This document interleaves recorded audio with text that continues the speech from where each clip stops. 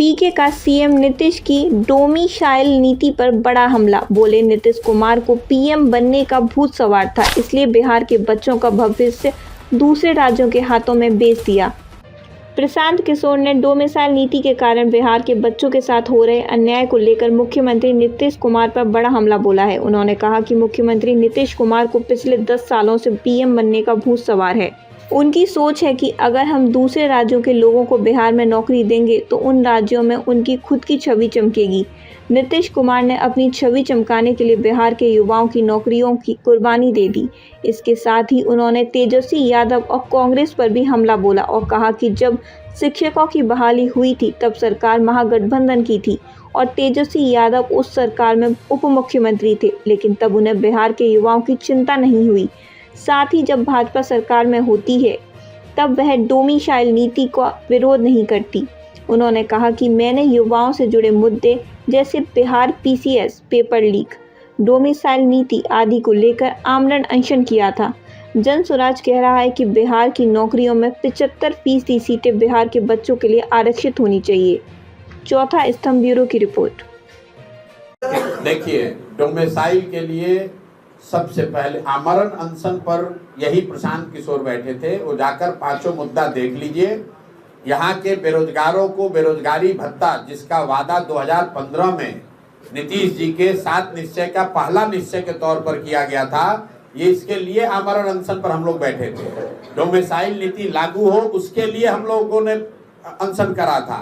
BPSC अभ्यर्थियों का मामला पेपर लीक का जो था उसके लिए आमरण अनशन पर बैठे थे। आपने कहा कि डोमिसाइल नीति पर कोई कांग्रेस या तेजस्वी जी कुछ बोल रहे हैं। जरा आप लोग पत्रकार हैं, बताइए कि जो शिक्षकों की नियुक्ति हुई, जिस पर सरकार और ये नेता अपना पीठ थपथपा रहे हैं, उस समय उप मुख्यमंत्री कौन था?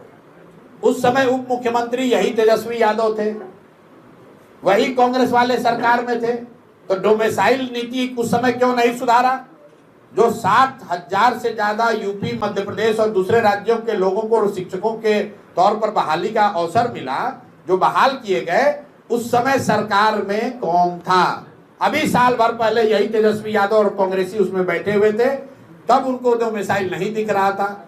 हम लोग पहले व्यक्ति हैं, पहला दल है जो कह रहा है कि 75% यहाँ की सरकारी नौकरी जो है वो बिहार के बच्चों के लिए आरक्षित होनी चाहिए।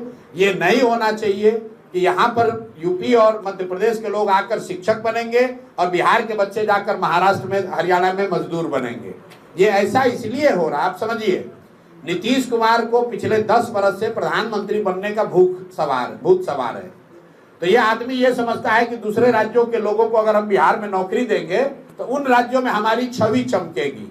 अपना छवि बनाने के लिए बिहार के बच्चों के नौकरी की इस आदमी ने कुर्बानी कर दी।